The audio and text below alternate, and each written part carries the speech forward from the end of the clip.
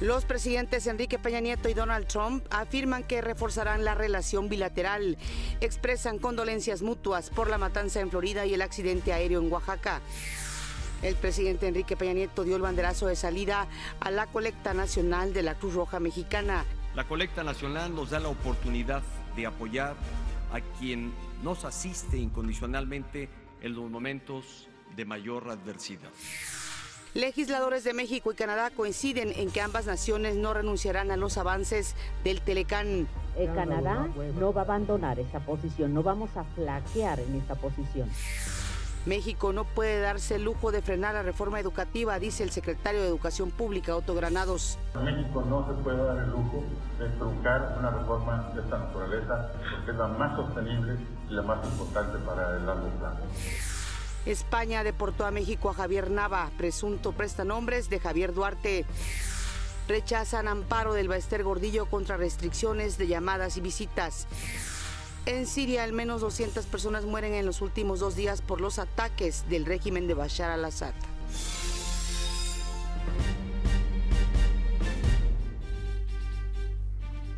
Muy buenos días, qué gusto que nos acompañe en una edición más de México al Día. Saludo con gusto, como cada mañana, a mi compañero Omar Cepeda. Omar. El gusto es mío, Pati. Muy buenos días. Mitad de semana, ya es miércoles 21 de febrero del 2018. Son las 6:31 y estamos listos para llevarles toda la información.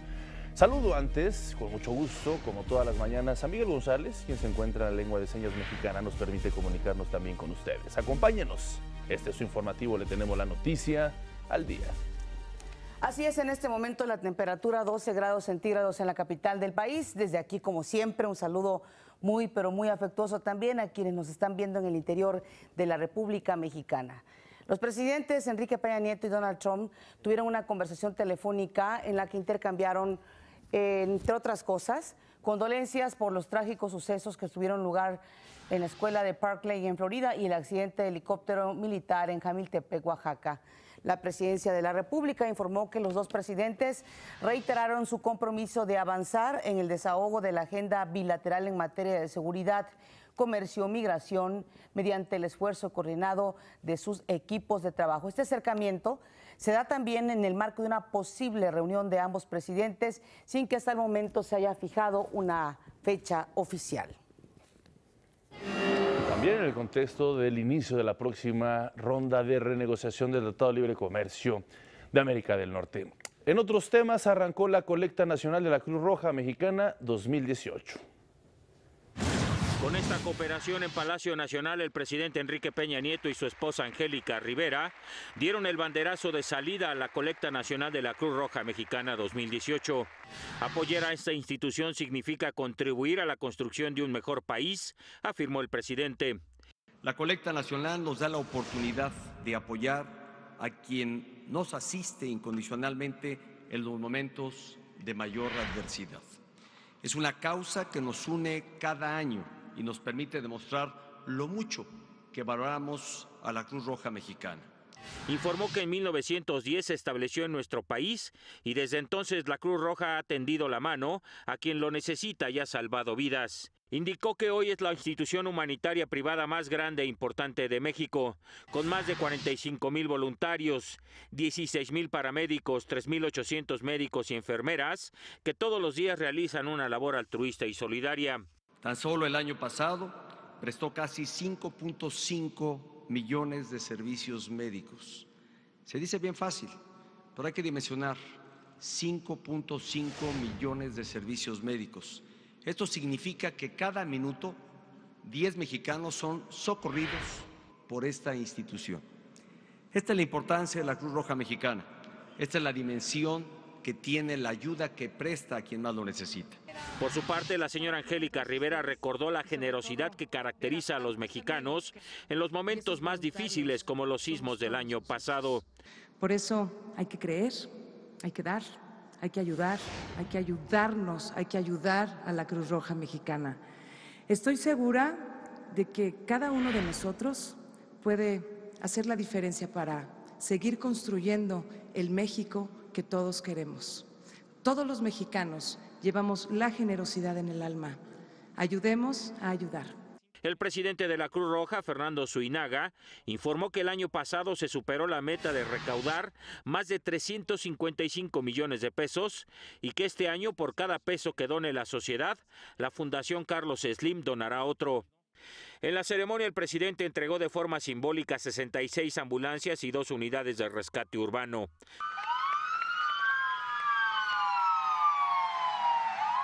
Para México al Día, Gustavo Castillo. A unos días de que comience la 7ª ronda de negociaciones para modernizar el Tratado de Libre Comercio de América del Norte, legisladores de México y Canadá se reunieron aquí en México. En la Cámara de Diputados se destacó que ambos países, México y Canadá, comparten valores e intereses y no van a renunciar a los avances logrados en el marco del Telecán. Resaltaron que este acuerdo ha permitido la integración regional en materia económica y comercial.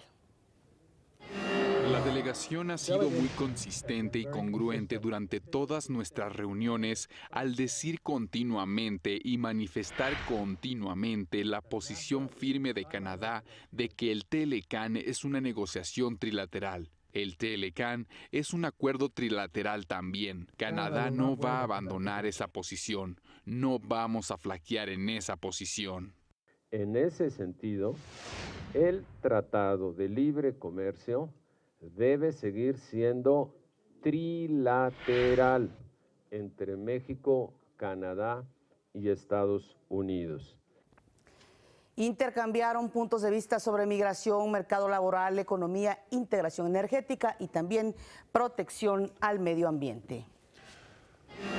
La comitiva de legisladores canadienses también acudió al Senado. Ahí el presidente de los legisladores de Canadá, Geoffrey Fourie, dijo que en el último año ambos países han sostenido reuniones productivas que han fortalecido la relación bilateral. Quiero asegurarles que Canadá está comprometido con los amigos de México. Creemos libremente en el NAFTA. México, Estados Unidos y Canadá. Juntos somos mejores y somos más fuertes de lo que somos por separado. Afirmó que Canadá siempre ha visto a México no solo como un socio comercial, sino como un gran amigo con el que se han construido sólidos puentes. Continuamos creando puentes, puentes de amistad, de cooperación, de entendimiento y lo más importante, puentes de esperanza para que el futuro sea mejor. El secretario de Economía, Ildefonso Guajardo, dijo que la renegociación del Telecán es de interés nacional y no debe estar sujeta a los tiempos electorales. La negociación se hace por el interés nacional. La negociación debe de reflejar la responsabilidad que tenemos frente a una modernización del marco comercial en América del Norte. Tiene sus propios tiempos. Las elecciones, como lo dijo un parlamentario canadiense, van a ocurrir siempre, siempre tenemos elecciones. No debemos de sujetar el interés del país a los calendarios electorales. El secretario de Agricultura, José Calzada Rovirosa, viajó a Estados Unidos, donde iniciará una gira de trabajo. Se reunirá con el secretario de Departamento de Agricultura de Estados Unidos, Sonny Perdue. El propósito, fortalecer los lazos de cooperación entre ambos países. En 2017, el comercio total agroalimentario entre México y Estados Unidos fue de más de 46,000 millones de dólares. El gobernador de Oaxaca, Alejandro Murat, visitó a las personas que resultaron heridas durante el accidente aéreo del viernes. En el hospital del IMSS de Huatulco, refrendó el gobernador Alejandro Murat su compromiso con los afectados. Destacó que a través de los servicios de salud del Estado se da la atención a los 17 pacientes, 9 de los cuales son menores de edad. Agregó que el gobierno de Oaxaca va a seguir trabajando en las zonas afectadas por los sismos. Y el gobierno de la Ciudad de México pagaría 46 millones de pesos para expropiar el inmueble que se derrumbó durante el sismo del 19 de septiembre en la delegación Álvaro Obregón, con el número 286. Ahí planea construir un parque en memoria de las 49 personas que perdieron la vida. Además, el proyecto contempla un centro voluntariado de actuación en caso de sismo. Más bien, quise decir en la calle Álvaro Obregón, número 286, una calle muy céntrica en la Ciudad de México. Vamos a hacer una pausa, regresamos.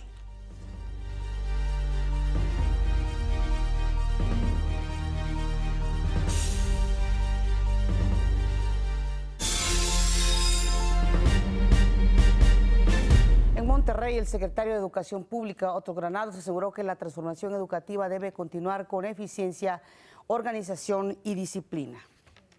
Es que una reforma de esta naturaleza, de estos alcances, merece ser continuada de manera consistente, disciplinada, tenaz, eficiente y organizada. O sea, México no se puede dar el lujo de truncar una reforma de esta naturaleza porque es la más sostenible y la más importante para el largo plazo. Al reunirse con la comunidad del TEC de Monterrey, dijo que destacó la necesidad de fortalecer un modelo de educación superior. Aseguró que las próximas administraciones deberán crear una nueva agenda para tener un cambio radical en ese nivel. Parece que hay ya suficientes elementos, suficiente evidencia que nos muestra que hay un cambio, de condiciones, de perspectivas de lo que la educación superior supone para el desarrollo integral de un país. Y será motivo de los próximos años el tratar de diseñar sus perfiles conceptuales más relevantes y por supuesto su instrumentación, que me parece clave como para redondear un cambio drástico. Precisó que la meta para los ciclos escolares 2018, 2019 y 2019-20 es concluir la primera fase del nuevo modelo educativo que se va a aplicar a partir de agosto. Y hoy se celebra el Día Internacional de la Lengua Materna. Para ello, el Instituto Nacional para la Evaluación de la Educación reveló que entre 13 y 16% de los estudiantes de primarias indígenas reportaron haber sido regañados o castigados por hablar su lengua indígena en la escuela. Por ello, el INEE recomendó que las lenguas indígenas se enseñen como opción en todos los niveles educativos. Esto, dijo, permitirá que quienes ya hablan y leen alguna de ellas aumenten su dominio y conocimiento. El derecho a usar la lengua materna y a recibir enseñanza en ella se ve amenazado con frecuencia por muchas razones. Las limitaciones al uso de la propia lengua no han desaparecido del mundo. Un país que se considera a sí mismo plurilingüe deberá asegurar que la educación que ofrezca a los pueblos indígenas logre un bilingüismo real, equilibrado, oral y escrito, como el que ahora estaba describiendo John, en la lengua indígena de la cultura a la que se pertenece y también en español.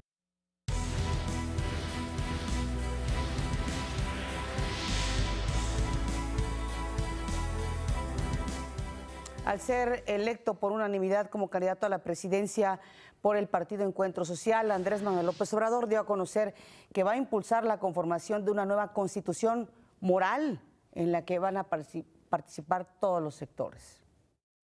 Poder hacer realidad una república amorosa. Debemos tener un código del bien. De ahí que hacemos el compromiso de convocar con este propósito a muchos ciudadanos, mujeres y hombres de buena voluntad, para la elaboración de una constitución. Agregó que México requiere de mucho diálogo para moralizar a la sociedad y una vez que se haya materializado la constitución moral, el compromiso será impulsarla. Por su parte, José Antonio Meade rindió protesta como candidato del Partido Verde a la presidencia. Sí, protesto. Reiteró que de ganar las elecciones fortalecerá los apoyos al campo, la pesca, sustentabilidad, educación, vivienda e impulso a los jóvenes. Dijo que atenderá y resolverá todos los problemas de México para garantizar un futuro mejor. Hemos visto y escuchado con un objetivo: atender y resolver en favor de un crecimiento que no hipoteque nuestro futuro. Esa ha sido siempre la bandera del Verde, esa ha sido su aportación histórica, que estemos conscientes de que las decisiones que tomamos hoy van a afectar a nuestras hijas y a nuestros hijos. El candidato presidencial del PAN y de la Coalición por México al Frente negó que la compra-venta de la nave industrial a la empresa Manhattan Master Plan Development haya sido con dinero ilícito. En un comunicado, Ricardo Anaya aclaró que la empresa de su propiedad que vendió la nave industrial a precio de mercado siempre ha estado al corriente de sus obligaciones fiscales. También dijo que no amenazó a persona alguna.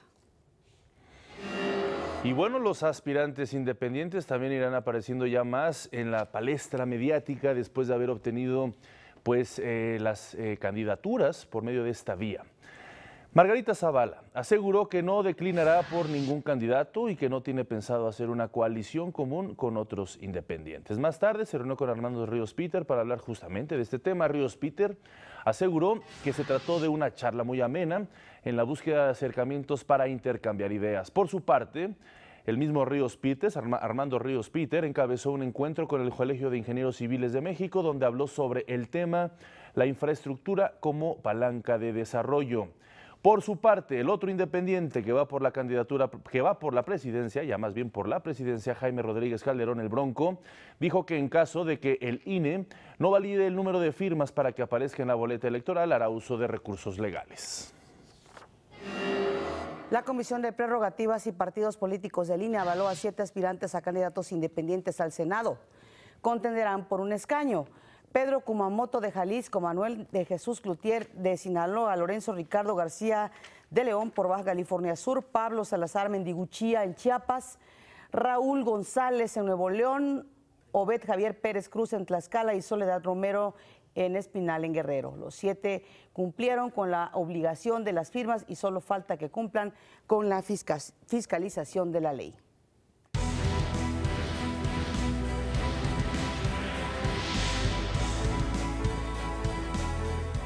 Vámonos a otros temas. Javier Nava Soria, presunto prestanombres del exgobernador de Veracruz, Javier Duarte, fue deportado a México por el gobierno de España. Luego de su llegada, la Procuraduría General de la República cumplimentó una orden de aprehensión inmediatamente en su contra por los delitos de delincuencia organizada y lavado de dinero. En el hangar de la PGR, autoridades de la dependencia le practicaron exámenes médicos al detenido y posteriormente fue presentada ante el juez federal del Reclusorio Norte. La Auditoría Superior de la Federación detectó irregularidades por más de 98.102 millones de pesos en el gasto federalizado ejercido en 2016 por estados y municipios. Los mayores volúmenes de recursos observados corresponden a Veracruz con 19.000 millones de pesos, Nuevo León con 9.000 millones, Estado de México con 7.000 millones y Michoacán con 6.000 millones. Le siguen Tamaulipas, Chiapas, Oaxaca, Guerrero, Sinaloa y Baja California. Vamos a hacer una pausa. Le recuerdo que usted está viendo México al Día.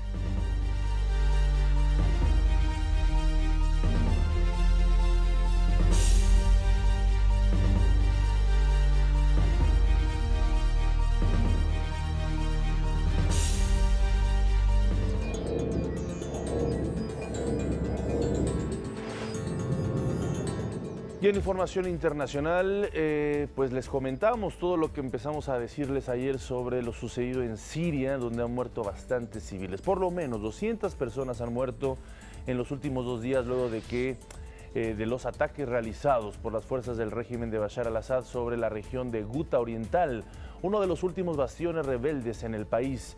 De acuerdo con el Observatorio Sirio de los Derechos Humanos, entre las víctimas se encuentran 20 niños y 15 mujeres.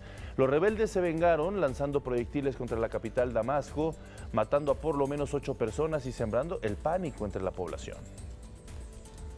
Lo que está sucediendo en Guta es un crimen de guerra. En Siria, la implementación del derecho internacional no existe. Es difícil para nuestra gente dentro de Siria entender por qué nadie está protegiéndose a pesar del uso de armas químicas, bombas de barril, el asedio y el hambre provocada por el régimen.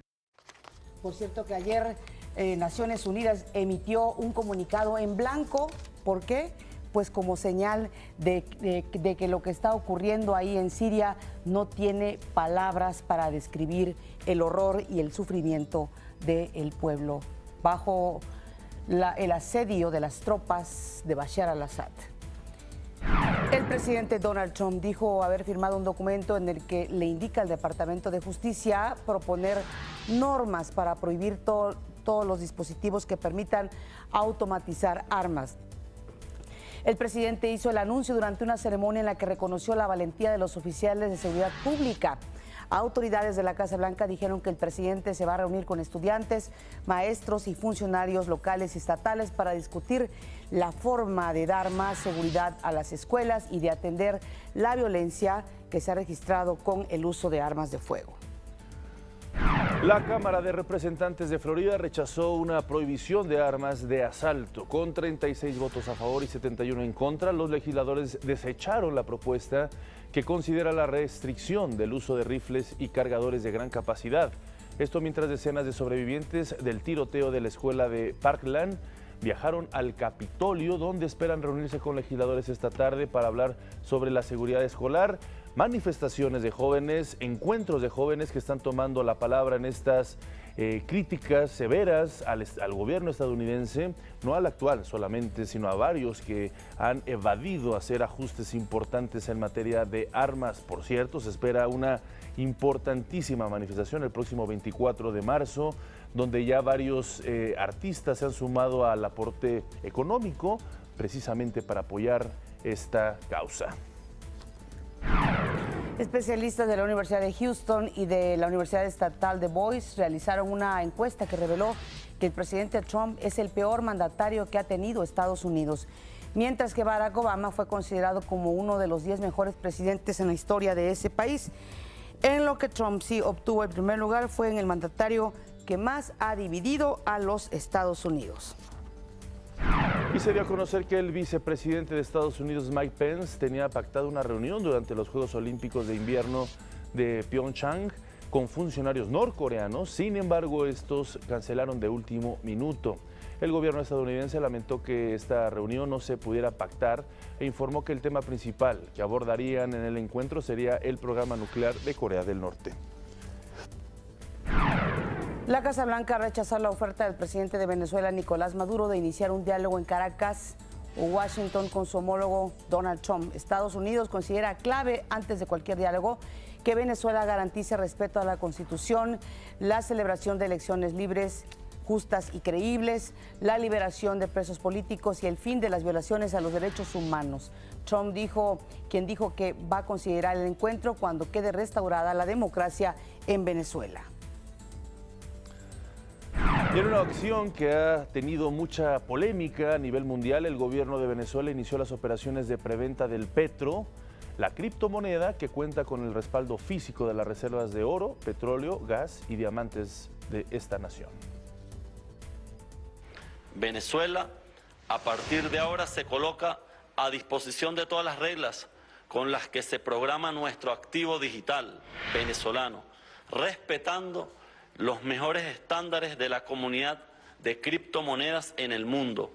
Venezuela se coloca en la vanguardia de los tiempos futuros.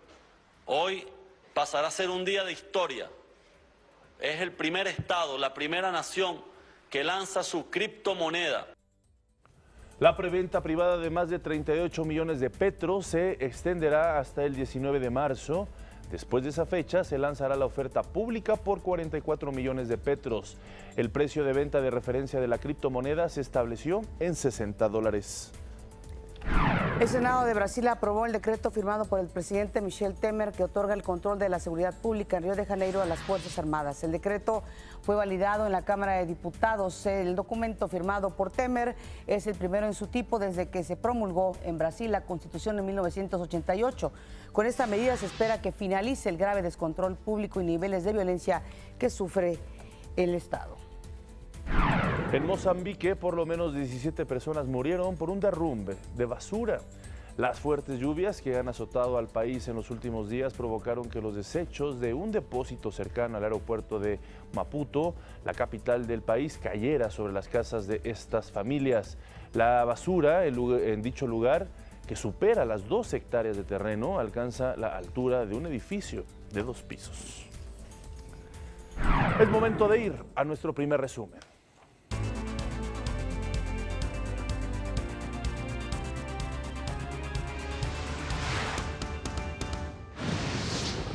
Los presidentes Enrique Peña Nieto y Donald Trump acordaron reforzar la relación bilateral en materia de seguridad, comercio y migración. El secretario de Economía, Ildefonso Guajardo, aseguró que la renegociación del Telecán es de interés nacional y no debe estar sujeta a tiempos electorales. El presidente Enrique Peña Nieto dio el banderazo de salida de la colecta nacional de la Cruz Roja Mexicana 2018.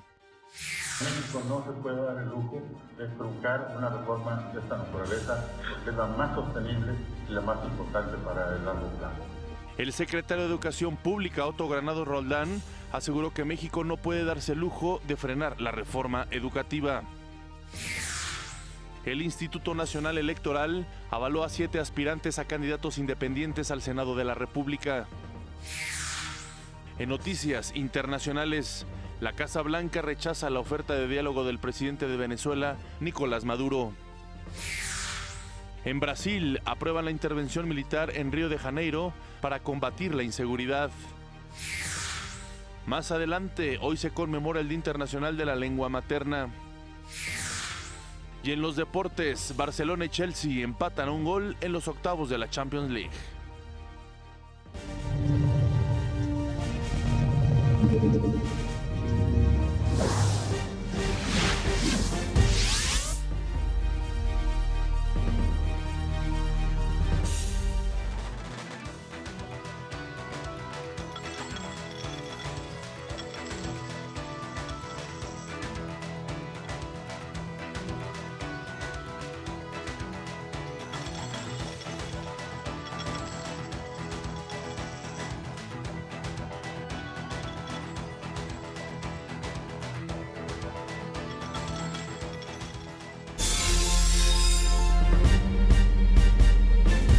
El encargado de despacho de la PGR, Alberto Elías Beltrán, aseguró que la dependencia ha incrementado la eficacia del mecanismo alternativo en la solución de controversias. Dijo que derivado del nuevo sistema de justicia penal se han logrado, por ejemplo, más de 1.500 acuerdos por un monto de reparación del daño de cerca de 1.200 millones de pesos. Sin duda, queda mucho por hacer y perfeccionar, pero nuestros resultados y cifras indican que vamos por el camino correcto y que estamos logrando, desde ya, garantizar el acceso a la justicia de manera eficaz y eficiente a miles de personas. Una juez federal negó suspender el control de visitas y llamadas en contra de la ex lideresa magisterial Esther Gordillo durante su estancia en prisión domiciliaria. Esto porque la ley establece que ante hechos consumados no procede la suspensión. Las medidas cautelares fueron solicitadas por la PGR bajo el argumento de que la exdirigente sindical pone en peligro la estabilidad y la paz del país.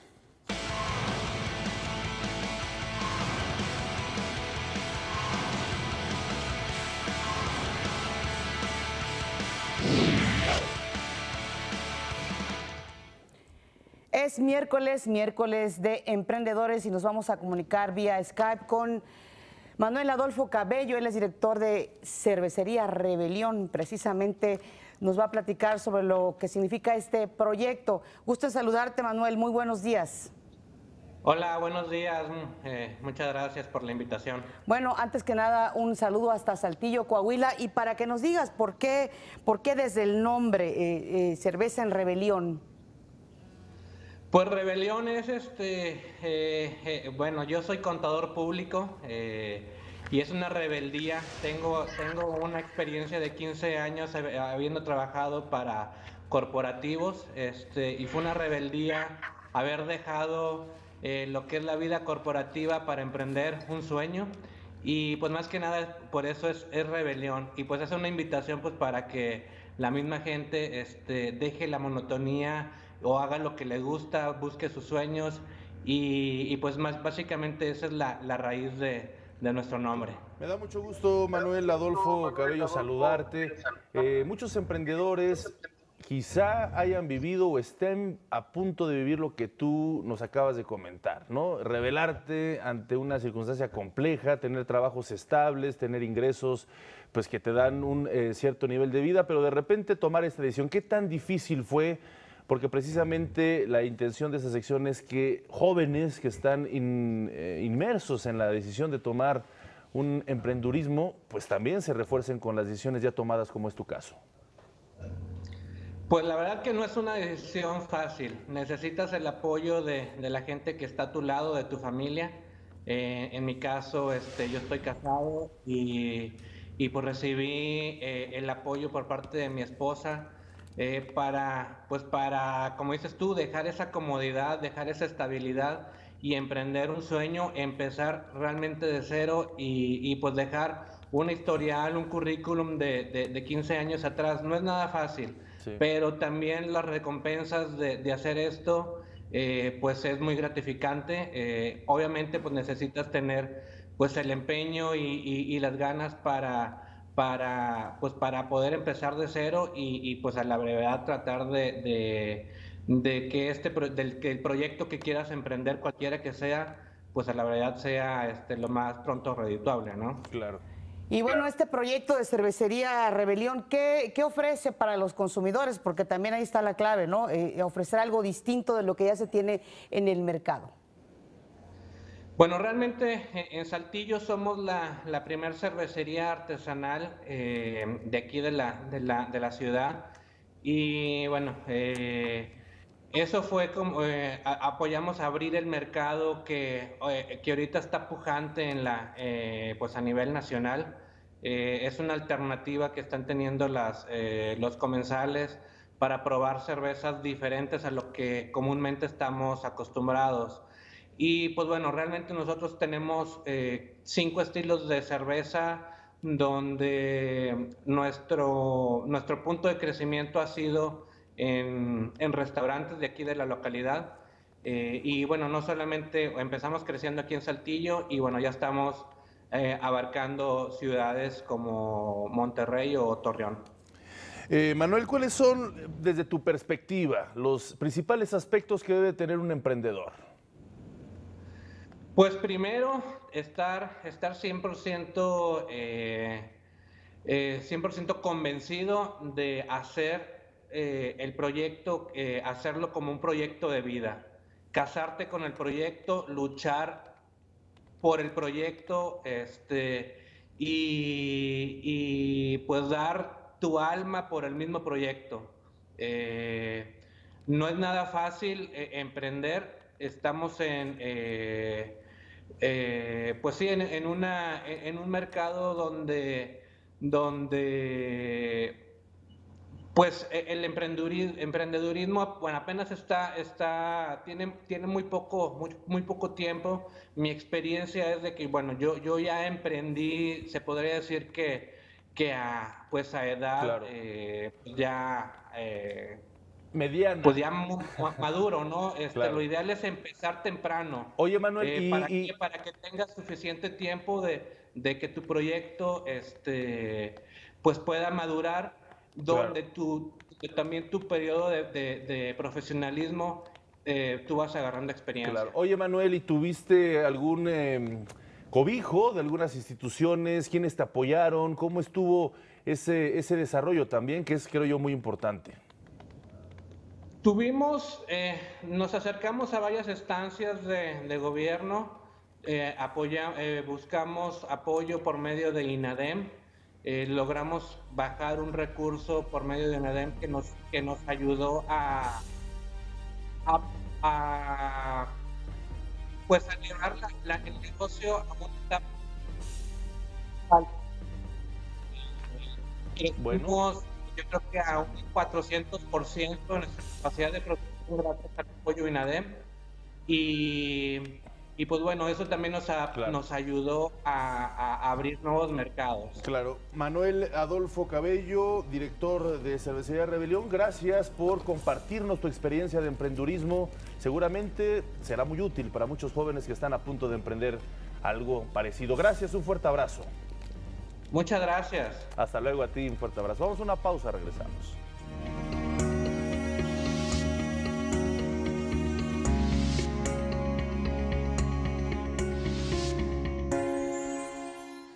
Y siempre esta es una de las secciones más esperadas cada 2 semanas, esta Cuba 8, precisamente donde hablaremos de las exposiciones, de todos los eventos que surgen en este templo del arte llamado el Munal. Y nos acompaña en el estudio Abraham Villavicencio, él es curador de la exposición, vaya exposición maravillosa, Caravaggio. Abraham, un placer saludarte, muy buenos días. Qué gusto estar de nuevo aquí. Pues para delinear algo que se va a inaugurar a partir de mañana, según tengo entendido. Así es, mañana abre esta exposición que, bueno, ha causado una gran expectativa. Sí. No es para menos traer un cuadro de Caravaggio a México, es histórico. Es la primera ocasión que viene un cuadro de Caravaggio de Italia a México. Y hay como antecedente que hubo en 1974 la visita de otro Caravaggio que vino del Museo del Hermitage, pero en esta ocasión, bueno, viene no solamente de Italia, sino además viene de los museos capitolinos de la ciudad de Roma. Las obras de Caravaggio en el mundo no son tantas, ¿no? Hay, según los más especializados investigadores en torno a la vida de Caravaggio, sostienen que hay alrededor de 50 obras. Los menos sostienen que hay más, que hay 70 quizá, pero como sea, suponer que una de esas obras tiene la oportunidad de estar en México y de que esté expuesta en el Museo Nacional de Arte, pues nos llena de mucho gusto y de mucho orgullo.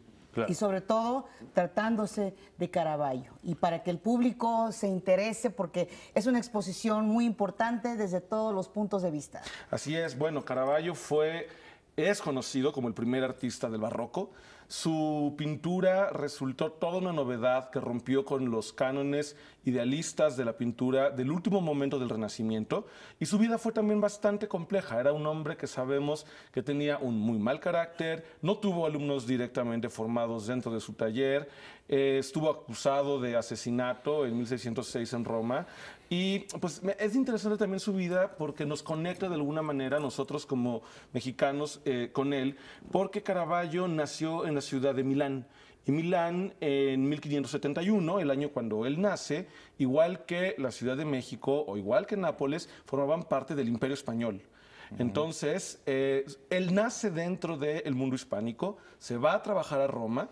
Después de este incidente, ¿no? De que él incluso está penado de muerte, huye hacia Nápoles, y Nápoles era también parte de este imperio español, ¿no? Entonces, allí va a dejar también un conjunto muy importante de pinturas que otros pintores como José de Rivera, llamado el Españoleto, o Velázquez, ¿no? Llegaron, observaron y llevaron consigo a España la influencia de Caravaggio. Y eso, pues bueno, de alguna manera también explica por qué Caravaggio llegó a tener una influencia en nuestra pintura. Claro, no, pues un gran contexto histórico el que nos acabas de dar. ¿Qué más veremos en esta exposición? Porque dices, va a llegar un cuadro, se le hace toda una celebración, lo cual obviamente vale mucho la pena en esta obra, ver esta obra maestra seguramente, pero ¿qué más veremos? Hay un diálogo, ¿no? Hay un diálogo. Se hizo una curaduría con mi colega Libé Piliado y un servidor, hicimos esta curaduría que acoge a Caravaggio y narra precisamente este legado, cómo los pintores napolitanos, sieneses, romanos se vuelcan a valorar esta revolución plástica, pictórica que hace Caravaggio, que es de un realismo muy interesante porque se interesa en lo más cotidiano, en la materia y en la naturalidad de todos los personajes. Entonces, bueno, vamos a tener obras de los pintores que lo conocieron en Italia, de algunos pintores españoles y naturalmente los pintores novohispanos, que esto pues para nosotros es muy importante porque también podemos de esta manera dignificar a los artistas que vivieron en el virreinato y que de alguna manera son la impronta de esa tradición de Caravaggio. El cuadro que tenemos de Caravaggio pues es prácticamente la obra con que arranca esta revolución artística.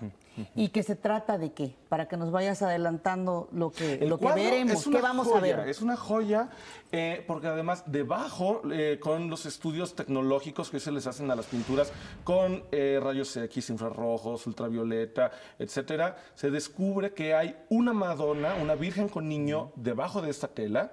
Están divididas ahí las opiniones. Sergio Guarino, que es el curador de los museos capitolinos que nos trajo la obra, él sostiene que fue de uno de los pintores en cuyo taller trabaja Caravaggio a su llegada a Roma.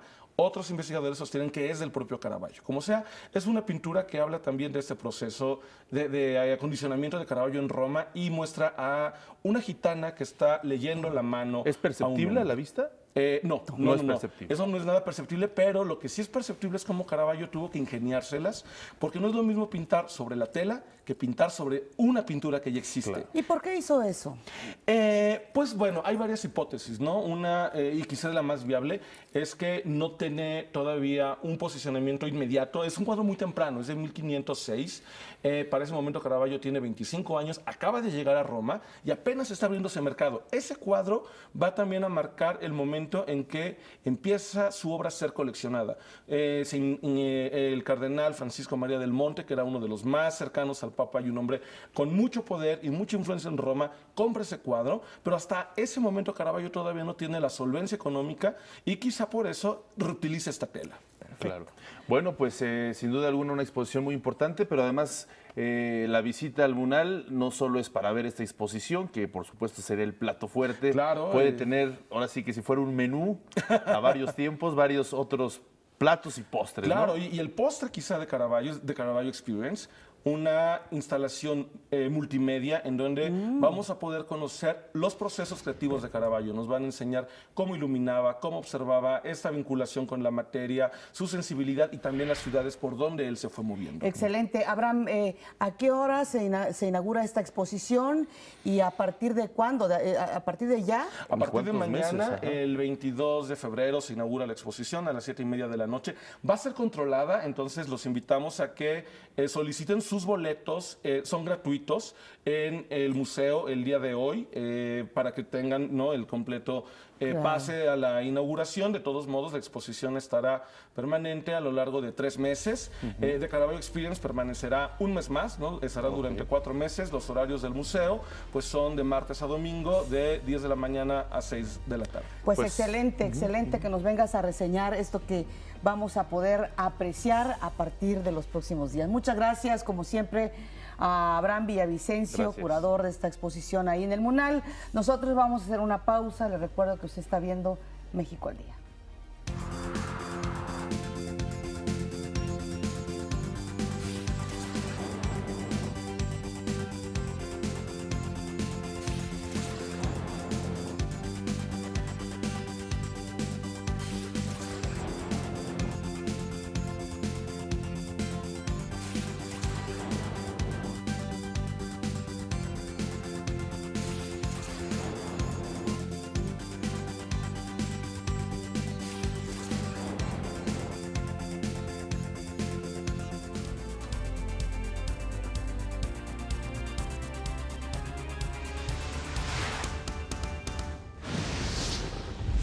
La Auditoría Superior de la Federación detectó irregularidades en el gasto federalizado ejercido en 2016 por estados y municipios. En la sección Emprendedores, Adolfo Cabello, director de Cervecería Rebelión, nos habló sobre esta empresa. Nosotros tenemos 5 estilos de cerveza donde nuestro punto de crecimiento ha sido en restaurantes de aquí de la localidad. Y bueno, no solamente empezamos creciendo aquí en Saltillo y bueno, ya estamos abarcando ciudades como Monterrey o Torreón. En noticias internacionales, en Siria al menos 200 muertos han dejado los ataques realizados por las fuerzas del régimen de Bashar al-Assad en la región de Guta Oriental. Más adelante, el Movimiento Nacional Taxista lanzó una aplicación para competir con Uber y otros servicios similares. Y en los deportes, Sevilla recibe al Manchester United en la ida de los octavos de la Champions League.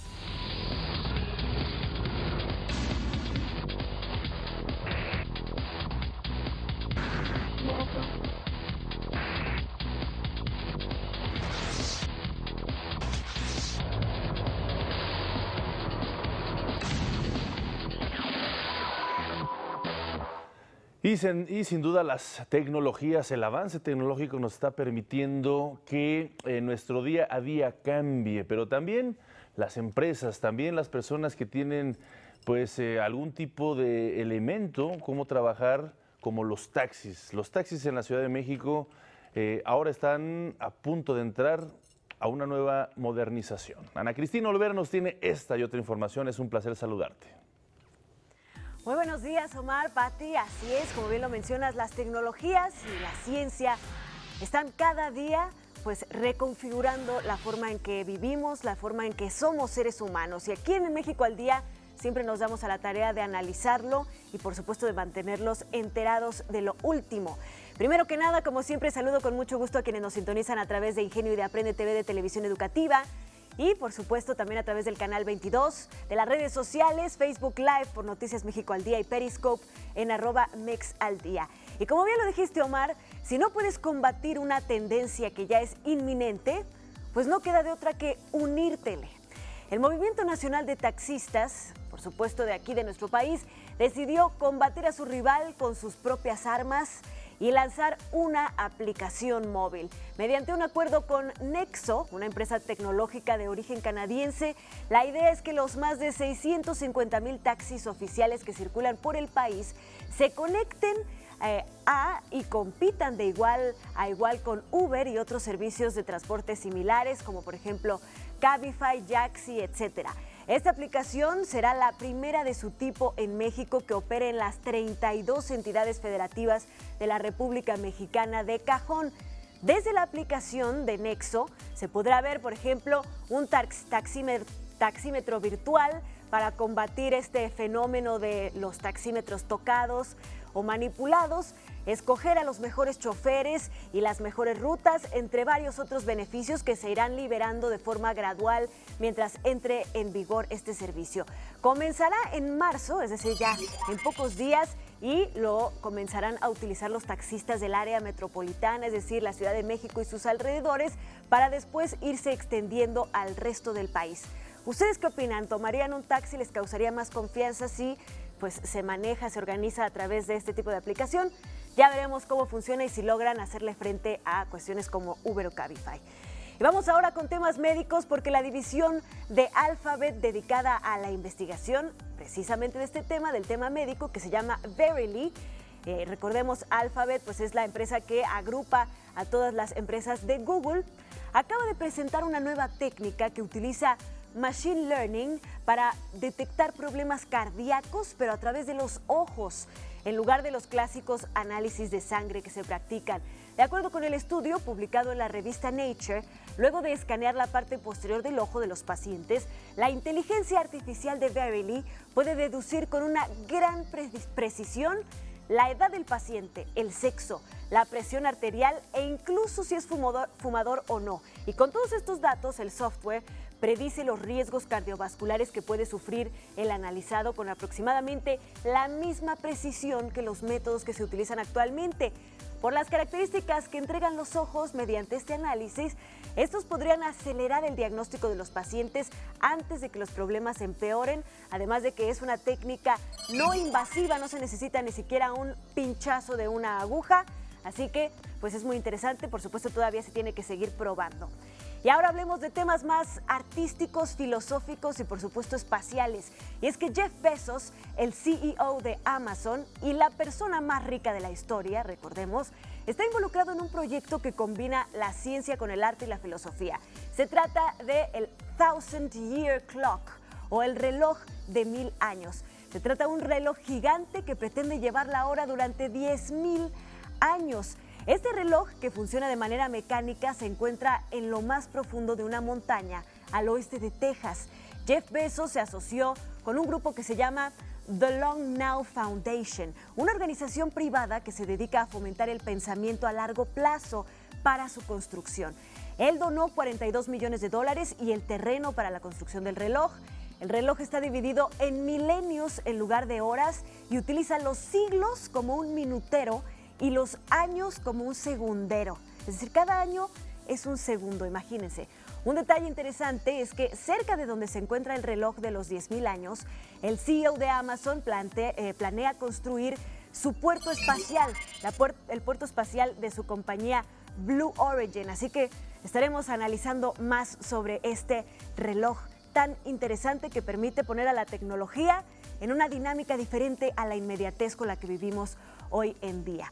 Y no se pierdan en unos minutos el despegue del Falcon 9 de SpaceX con el satélite español Paz y con los 2 primeros satélites de su constelación Starlink. Esta es la información hoy. Que tengan excelente día. Gracias, Anita. Y hoy se conmemora el Día Internacional de la Lengua Materna.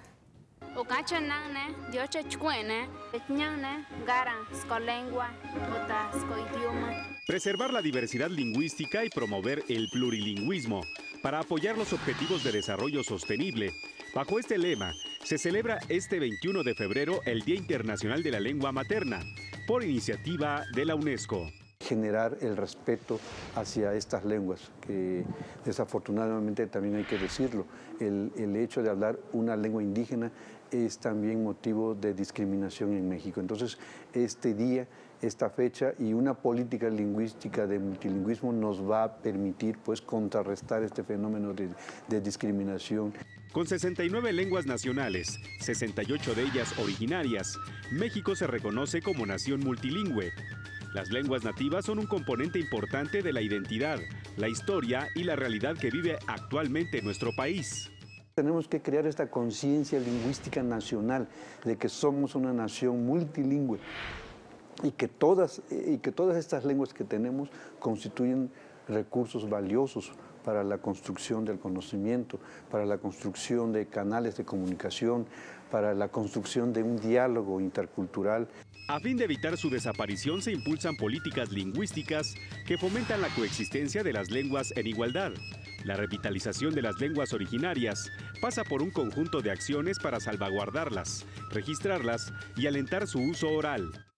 Todos estos esfuerzos son los que nos van a permitir, por una parte, que la lengua esté en manos de los hablantes, que lo asuman, que adquieran este compromiso con su lengua.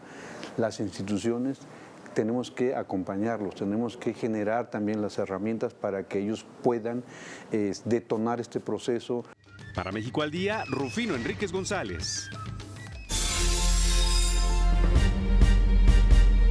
Y al inicio de México al Día le comentábamos que ayer inició en un gran evento la recolecta nacional de la Cruz Roja, algo donde todos los ciudadanos nos debemos de sumar por la importantísima labor que hace la Cruz Roja precisamente para salvaguardar nuestras vidas.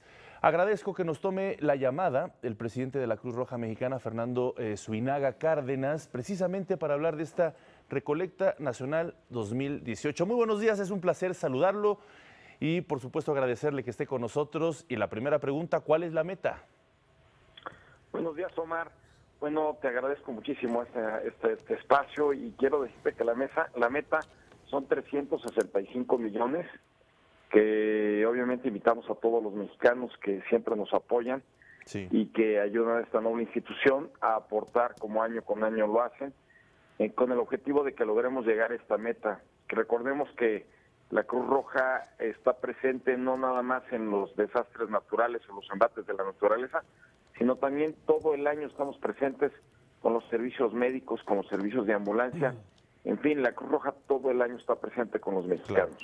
Fernando Suinaga, gusto en saludarlo. Hay muchas maneras de poder ayudar precisamente a esta institución.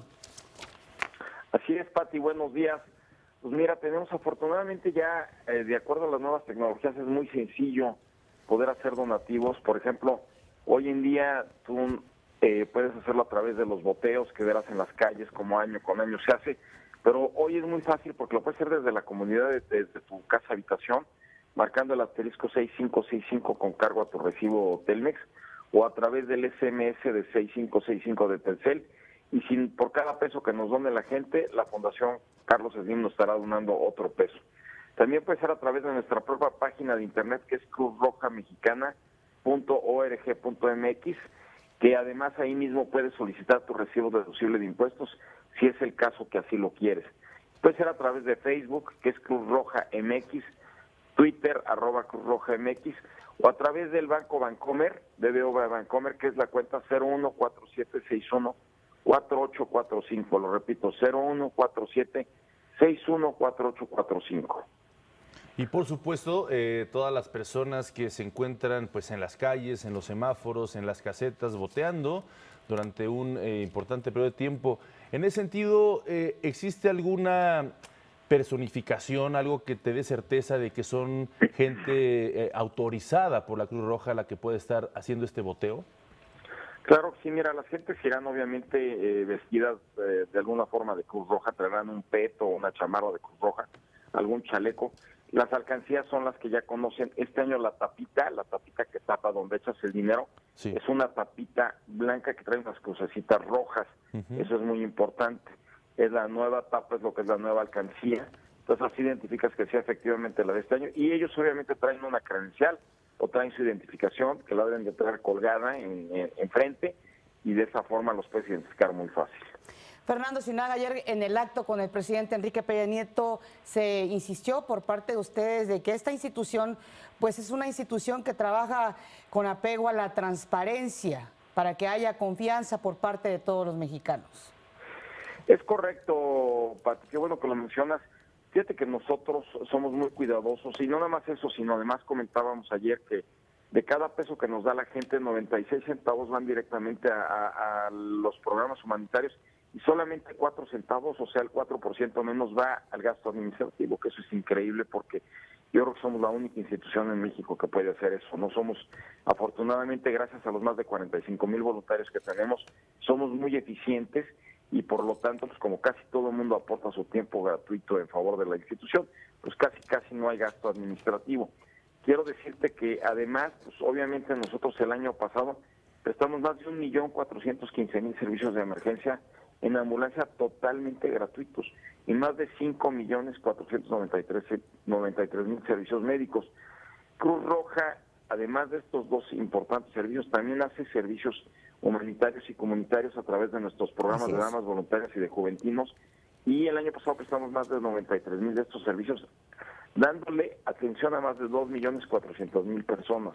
Claro. Entonces, realmente, y bueno, pues ya ni hablar de lo del sismo, ¿no? Ahora sí que creo que todo el mundo está consciente que la Cruz Roja estuvo presente, y no estuvimos presentes, seguimos presentes, y vamos a seguir presentes, porque la gente hoy en día todavía no tiene sus casas, todavía no se recupera. Quiero decirte que hace una semana estuve en Jojutla, entregamos a más de 1,000 familias ayuda humanitaria en la que entregamos colchones, estufas, realmente kits de cocina. En fin, estaremos en el Estado de México muy próximamente, seguimos en Chiapas, estamos en los 8 estados de la República presentes, y bueno, la semana pasada que tuvimos el nuevo sismo, pues también estuvimos presentes y atendiendo a toda la gente que hubiera tenido necesidades. Afortunadamente los daños no fueron mayores, pero pues hay gente que sufrió algunas pérdidas, pues hay que apoyarle, hay que estar presente con ellos. Perfecto, Fernando Zinaga, pues un abrazo y mucho éxito en esta colecta anual de la Cruz Roja Mexicana. Muchísimas gracias. Gracias, Pati y Omar, y a todos los que nos acompañan. Bueno, pues es el presidente de Cruz Roja Mexicana, y sí, siempre hay que apoyarla. La actriz Carla Souza, una actriz reconocida a nivel internacional, ya había hablado al respecto de acoso sexual. Pero ayer, en una entrevista con la cadena CNN, ella habló en concreto que fue víctima de un ataque sexual por parte de un director de cine, del cual no reveló nombres. Describió que la filmación en la que fue agredida duró un mes. Después de la denuncia de Carla Souza, Televisa anunció que por este caso rompió relaciones con el director Gustavo Loza. A través de un comunicado, Televisa dijo que, pues tras la investigación preliminar de la denuncia, la compañía ha decidido romper relación con Gustavo Loza, pese a que el cineasta no es empleado de Televisa.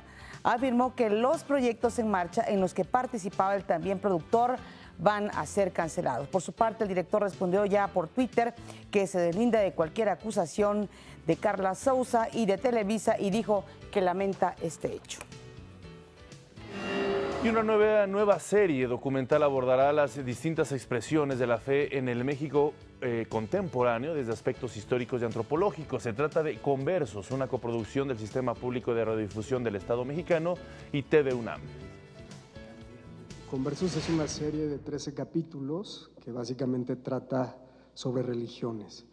Tomamos un personaje que se ha convertido a una religión, y a partir de su historia personal vamos conociendo ese sistema religioso, camino espiritual, etcétera. Pero si nosotros estuvimos fascinados y aprendiendo, creemos que el público también puede vivir esa experiencia y al final tener un criterio más amplio sobre este fenómeno y entender que ser mexicano no es nada más lo que decía hace rato, ser de una religión específica, sino ser mexicano es tener acceso a esta gran libertad religiosa que existe en el país. Gracias, Jorge. Vamos al resumen.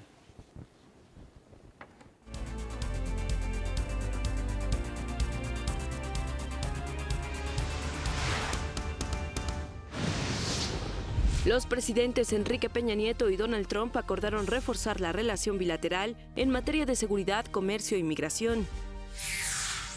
El secretario de Educación Pública, Otto Granados, aseguró que México no puede darse el lujo de truncar la reforma educativa. En el estudio nos visitó Abraham Villavicencio para hablarnos sobre la exposición Caravaggio en el Munal. Mañana abre esa exposición que ha causado una gran expectativa.